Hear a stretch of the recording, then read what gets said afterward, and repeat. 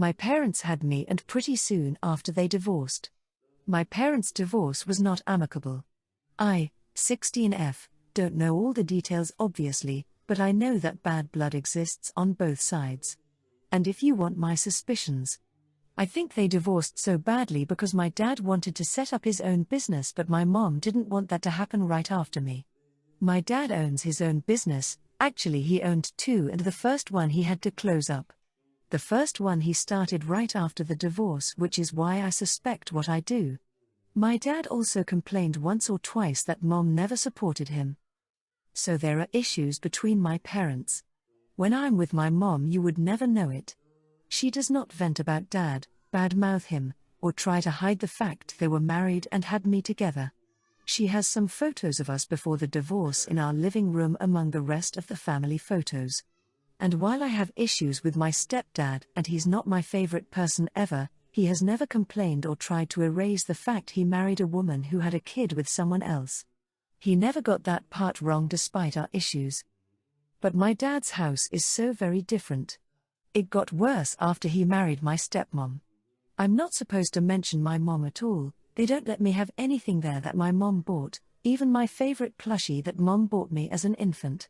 I can't have a single photo of my mom or my half-siblings on her side. I used to have a little pinboard of photos, and my dad and stepmom went into my room in the past and removed all traces of mom. My stepmom even said she burned the photos of mom. They have told me in their house they do not want to see my mom, and my room is not a compromise. So of course I don't like being here. I spend 50% of my time here, and know the courts won't let me stop coming, and they would punish my mom if I stop, and the judge told my mom if she does not force me to go and stay, she would pay. After our last attempt a few months ago, dad started telling me I don't treat my room like my room, or I don't act like it's my home. He asked me why I wanted to leave our home. On Sunday my dad and stepmom told me I act like I'm a guest in their house instead of part of the family, and that it's my home. I told them it's not my home, it's their home. I told them I can't mention my mom or keep a photo of her in my room. I can't do whatever I want with my room like they claim, so no, all of that means this was never my home. I told them I am a guest here half my life and that's all I will ever be. They told me I was being melodramatic and my stepmom called me manipulative. Comment 1. NTA, they need to know how you feel because of what they've created. At 16, do the courts not allow you to have a say in where you spend your time? Maybe when custody was first agreed you may not have gotten a say, but it might be worth asking your mum if it can be looked into. And have you spoken with your mum about the situation and how it's affecting you? Your dad and stepmom are creating a really negative space for you and it's not healthy. OP comment. We were in court only a few months ago. I do not get to decide at 16. I know many places let people my age decide, but our judges are a lot more focused on making sure custody remains the same until kids are 18. Comment 2. And the judge might be quite interested to hear how controlling they are being of your relationship with your mother/alienation. Thankfully at 16 you have much more say about where you live. Taking it back to the judge could solve this. Or you could hold on for a year. And then just ignore the legal orders, and let your father sue it all through the courts, and then lose, and you'll be 18 not long after anyway. I'd be tempted to set my device screensavers to pictures of my mum, and get poster-sized photos of the whole family from before the divorce, include dad for lols, and put them up above your bed. Wife, 32F, is pregnant and has her emotional and physical struggles. Add a scoop of annoyance and silliness too. Frankly, I'm too tired sometimes and I need to know if I did anything wrong here. I, 35M, am a professional and right now very busy. Wife has her fair share of mood swings and hormonal cravings and we try to get by, most of the time, except when she expects me to read her mind. It's a constant point of our discussions initiated by her because she feels I don't do stuff for her unless asked. Which I disagree with. I bring her flowers, I will plan our dates and I will give her a massage out of the blue when I'm feeling like I want to show my love for her. On the other hand, She expects me to have the clairvoyance to know she's craving a box of donuts when she calls me to work saying I wish I had something sweet to eat, all the cookies are finished, or I want to fix a chicken sandwich right now but there's no patties left. You see where I am at? She feels that this is her way of communicating things with me, and if I really loved her and knew her, I'd understand. I disagree with her and tell her she needs to be direct with me if she wants me to bring home something for her. This is followed by her disappointed look and heavy sighs. Recently something similar happened and she got angry at me as to why I didn't offer to drive her to get some ice cream for her after dinner. This time, I didn't sit and listen to her blame me and told her if she is going to act like a child, maybe she's not equipped to be a mom yet. This must have cut deep, but I am honestly exhausted by her behavior and I really don't want to put so much unnecessary pressure on myself. I want a partner. Pretty sure babies can't communicate with adults and it's up to me as a dad to understand if they are crying because they are hungry or sick or uncomfortable. I don't want my partner who expects the same as a baby. Maybe the reason I don't prioritize what she says she wants is because honestly during the workday I have a lot on my mind, so anyone just venting to me or a simple text isn't something I retain in my memory for long. So after what I said, my wife just has been giving me the silent treatment, and I am not going to grovel when I know I've done nothing wrong. I simply ignored it, and it has been 3 days now and I've gone on about my day like nothing happened. Clearly the lack of attention and concern for our negligible communication has an effect on her, and she's been demanding an explanation from me if I even care about our relationship. I told her that I'm not bothered if she's upset right now over something that shouldn't even be an issue, and I don't care about her validation anymore. She teared up, looked at me with shock and went back to our room. Did I go too far? Comment 1. I think you guys need to focus on your communication, not who's right or wrong. You have different communication styles and that's okay, but you need to find a way that works for both of you. Your wife thinks she's being clear and you think she's not. That makes both of you angry. You need to address that without blame when she's calm and relaxed. The ideal is if you listen to each other without judging. Comment 2. I think you both need couples therapy and learn how to communicate to each other. I agree, you're not a mind reader. Some people, mostly women, I hate to say, are taught to not ask/date/demand what they want, that it's seen as not ladylike and downright rude.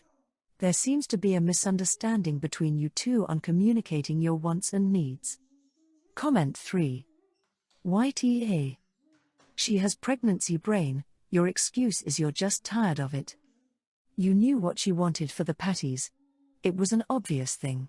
Wanting something sweet, you could have said, is there anything I can pick up for you on the way home? She is literally growing your child. Also, I bet she anticipates your needs without you telling her. It is not being a mind reader.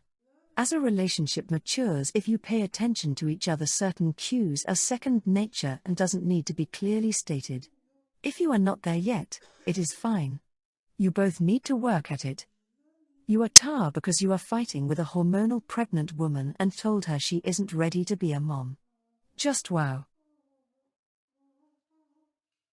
My daughter, Tamra, 14, has been going through a terrible phase at home. I, F38, can do nothing right. All she does is argue with me and scream. She will not do her chores and she makes life harder for me and her little brother, 12. I was 14 once, so I remember what it was like to be that age. I am doing my best to just get her through this. I may not always do the best job or keep my cool with her, but I am trying. My husband is out of town right now. His mom, however, lives a couple of towns over and has decided to chime in. Tamra called her when I grounded her for skipping school and vaping weed with her degen friends. I took away all her screen privileges except her laptop, which she needs for school. I am a dummy because she called her grandmother on it. My Mill Helen is usually a level-headed woman, so I have no idea why she has decided that her parenting advice is wanted or warranted at this time.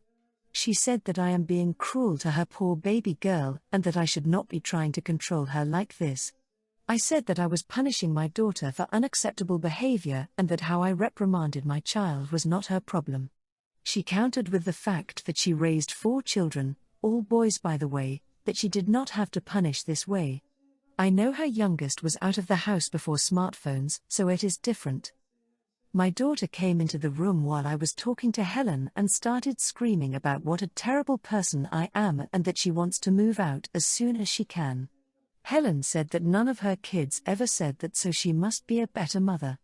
I asked her if she was serious and wanted to give it a shot. Tamra jumped at the opportunity and begged her grandmother to take her. Helen agreed. I drove her to Helen's house and said I would come back when my husband gets home and we can talk. I dropped her off on Saturday, 3 days ago. Helen started calling me on Sunday. I need to come get my daughter. Sorry I can't, my son and I went to visit my folks for the week. I thought it would be a good opportunity to see my parents at their farm since my daughter hates it there away from her friends and the city. My parents are also the last people on earth with dial-up internet. My son does not care because he gets to play with the horses. It is a little early yet for foals, but who knows? Helen asked me to please come get Tamra. She even called my husband. He called me and I told him what was going on. He said that if his mom had asked for it then she needed to follow through. I love that guy. I also fielded calls from my 2 sisters-in-law. They asked me what was going on. So I told them. They asked if I was really going to leave Tamra with our mill for another week. I said that is where she was staying unless they wanted to watch her. They both noped out without suggesting I go get her. Tamra and Helen each have their reasons for thinking I am in a hole. I do not think my daughter is. Comment 1. NTA. You are not abandoning her there permanently. You are letting her and her grandmother both have what they asked for. 1 week is not the end of the world. I am glad that your husband had your back. It is a shiny spine, but support is great. Comment 2. Both the daughter and Mill fucked around and found out. There are worse things in the world for the daughter to experience than being treated like the adult she thinks she is by having to stay with grandma. And maybe now grandma will keep her parenting tidbits to herself. Comment 3. NTA, I would pick her up when you planned on picking her up, not 1 minute sooner. When you get home, though, you need to set serious boundaries with your mill. You will parent your children as you see fit and unless you or your husband ask for it. Advice is not wanted or needed. She will not undermine or question your decisions. Especially not in front of your children. You are not interested in how she parented 20 years ago. She is the grandmother, not the mother. I would never tolerate your mill's behavior. It would be a quick road to totally cut out. My niece has been married for 2 years and I'm honestly so happy for her because her husband is amazing. He's kind, helpful, treats her like a princess and is both charming and funny. It's clear that he loves my niece a lot and would do anything for her. I told my niece she hit the jackpot with her husband a few days ago, which has caused some issues between me, my other nieces and their partners. For some context, my niece had their first child 4 months ago, and because her friends have been telling her horror story after horror story about women who gave up their careers to raise children, she's been feeling scared and stressed. To alleviate her anxiety, her husband has moved assets he owned prior to the marriage onto her name and made sure he legally wouldn't be able to take them back if they were to divorce. I personally think it's a wonderful gesture. On top of that, he's been leaving work early or working from home whenever she's feeling overwhelmed or just wants him to stay with her. Obviously, not everyone is fortunate enough to be able to leave work whenever, but I still find it sweet of him, especially as she refused to hire a nanny so she would have help while he's working, which he doesn't get upset at her over. He's my brother-in-law's favorite son-in-law, so my other 2 nieces and their partners, who were there at the time, are upset because they also think I'm favoring him. Even though he is objectively the better catch, I told them that all of their partners were amazing to soften the situation, but I don't think it helped. One of my other nieces is especially mad because I was praising him for things that normal people just can't do, which is unfair to them. Comment 1. He sounds like the kind of husband/father all of us men should try to be. It does help that he has the flexibility to do these things. While I wouldn't let their jealousy get to you, You do now know that this is a touchy subject with them, so probably best to not bring it up again in front of them.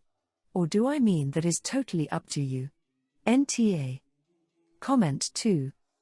NTA, but be aware and cautious going forward. As someone with 2 sisters, my dad definitely has a preference for my husband over the other son-in-laws. I am sure if it was being made as obvious as this seems to be, I know they would be sensitive to that and annoyed by it. So you adding fuel to that fire hurt their feelings and made them want to stick up for their husbands, reasonably so. It's great that your niece has such a wonderful husband, but clearly he has some advantages that not everyone has, so it isn't that the other husbands have any worse character, they might not have had the same circumstances, so comparing them isn't helpful. Comment 3. You do seem a little obsessed with your niece and her marriage. Why do you even know about their financials? I find that odd in itself. If you are constantly praising him in front of her sisters, that's kind of a snub to them if it's constant. You seem to need to lay off a bit and just be an aunt and let them navigate themselves. You may think he's a better catch, that doesn't mean he is.